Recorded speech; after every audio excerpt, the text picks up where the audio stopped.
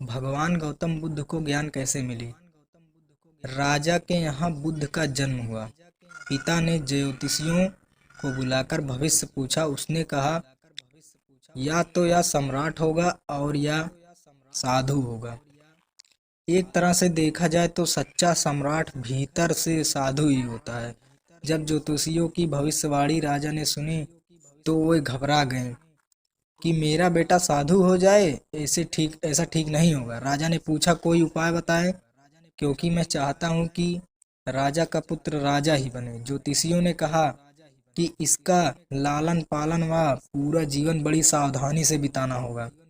अर्थात आपका पुत्र सिद्धार्थ कभी भी बूढ़े व्यक्ति को ना देखे, कभी किसी बीमार व्यक्ति को ना देखे और कभी किसी मरे हुए व्यक्ति को ना देखे। जब तक ऐसा होगा तब तक वे राजा ही बना रहेगा। अगर ऐसा नहीं हुआ तो वे साधु बन जाएंगे। रा, राजा शुद्धोधन ने अपने पुत्र सिद्धार्थ के लिए बढ़िया से बढ़िया बड़े बड़े महल, अच्छे से अच्छा भोजन, दास दासियां और खाने पीने के सामान आदि वस्तुओं के ढेर लगा दिए। पिता ने पुत्र को सुख सुविधाओं में इतना उलझा दिया कि उसे बाहर का संसार याद ही नहीं आया। शुद्धोधन ने समझ लिया कि अब इतने सुखों के आगे साधु बनने का प्रश्न ही उपस्थित नहीं होता। वे निश्चित हो गए।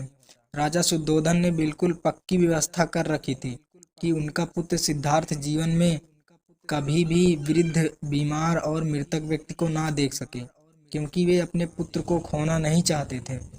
सिद्धार्थ का जीवन ऐश्वर्य और सुख सुविधाओं से बीत रहा था। उसके जीवन होने पर एक सुंदर कन्या यशोधरा से उनका विवाह हो गया।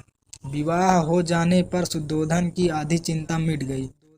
अब तो शादी हो गई है, अब कहाँ जाएगा। अब तो मेरा पुत्र बंधन में बंध गया है, अब उसके कहीं जाने का सवाल ही नहीं उठता। एक वर्ष बाद बेटे का भी जन्म हो गया। उसका नाम राहुल रखा गया। अब राजा शुद्धोधन को बिल्कुल पक्का विश्वास हो गया कि अब यह कहीं नहीं जा सकता। एक दिन सिद्धार्थ ने कहा कि पिताजी, आज तक मैंने कभी अपनी राजधानी नहीं देखी, आपकी आज्ञा हो तो आज देख आऊं। राजा ने कहा, हाँ हाँ, अवश्य जाओ, अपना शहर देख कर आओ। एक सारथी को भी साथ भेजा गया कि जाओ राजकुमार को राजधानी घुमा फिरा कर लाओ। फिर भी राजा ने चाक चौबंद इंतजाम कर रखा था कि कहीं चूक ना हो जाए।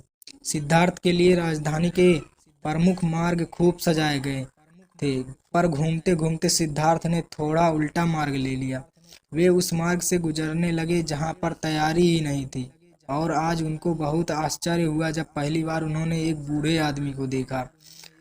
कमर झुकी हुई, पूरी चमड़ी में झुर्रियां पड़ी थी। वह परेशानी और दुख से बेहाल था। उसकी चाल बहुत धीमी थी। बूढ़े की झुकी हुई कमर को देखकर सिद्धार्थ को एक झटका लगा और सारथी से उन्होंने पूछा, क्या एक दिन मैं भी बूढ़ा हो जाऊं? सारथी ने कहा, हाँ राजकुमार, हर व्यक्ति के जीवन में 3 अवस्थाएं आती हैं, बचपन, जवानी और बुढ़ापा। एक दिन तुम भी बुढ़ापे की अवस्था में जाओगे। हे राजकुमार, यह संसार का नियम है, चाहे गरीब हो या अमीर, सबका शरीर शिथिल अर्थात बूढ़ा होता है। राजकुमार सोच में पड़ गया। सारथी ने रथ को आगे बढ़ाया तो कुछ दूरी पर एक बीमार व्यक्ति मिला जो रोगों से घिरा हुआ था। उस पीड़ित व्यक्ति को देखकर राजकुमार का मन बहुत ही दुखी हुआ। राजकुमार ने पूछा, इसको क्या हुआ है? सारथी ने कहा, यह व्यक्ति बीमार है, इसलिए यह कह रहा है। इस संसार में दुख और सुख दोनों हैं। यह अपने अपने भाग्य की बात है कि कोई दुखी है तो कोई सुखी है। क्या मैं भी कभी बीमार हो सकता हूँ? सारथी ने कहा, आप यह विचार अभी छोड़ दें। समय बड़ा बलवान होता है। ये सारी बातें कर्मों पर निर्भर करती हैं। चाहे राजा हो या रंक, सुख दुख सब पर आते हैं। अगर शरीर में कोई रोग आना है तो वह आएगा। यह सब सुनकर राजकुमार सोच में पड़ गया। सारथी ने रथ को आगे बढ़ाया तो सामने से 4 कंधों के ऊपर एक अर्थी को जाते हुए देखा। राजकुमार ने ऐसा पहली बार देखा था। उसने सारथी से पूछा, यह क्या है? यह आदमी मर गया है, यह मुर्दा है। जो व्यक्ति मर जाता है उसको बांधकर शमशान भूमि में ले जाते हैं, फिर वहां पर उसे जला दिया जाता है। राजकुमार ने कहा, क्या सबको मरना पड़ता है? हाँ, सबको मरना पड़ता है। यह मृत्यु लोक है। जो जन्म लेता है उसे कभी न कभी अवश्य ही मरना पड़ता है। तो इसका मतलब यह हुआ कि ठीक इसी तरह एक दिन मुझे भी मरना होगा।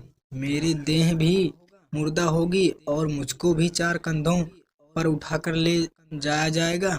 मुझको भी ऐसे ही रस्सियों से बांधा जाएगा।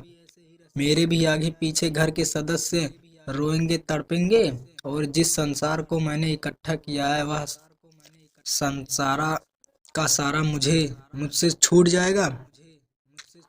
इसका मतलब यह हुआ कि एक दिन मैं भी मर जाऊंगा।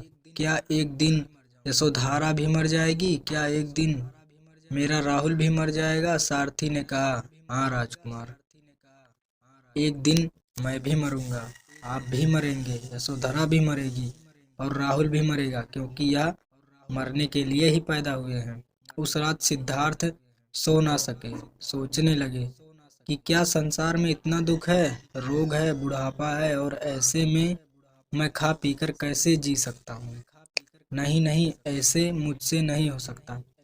मुझसे खोजना होगा उस तत्व को जो दुख, पीड़ा और शोक से रहित हो, जो भय, भ्रम और भूल से परे हो, जो अनंत आनंद से भरा हो, जिसे पाकर फिर और कुछ पाने की इच्छा ना हो। सिद्धार्थ वैराग्य के शिखर तक पहुंच चुके थे।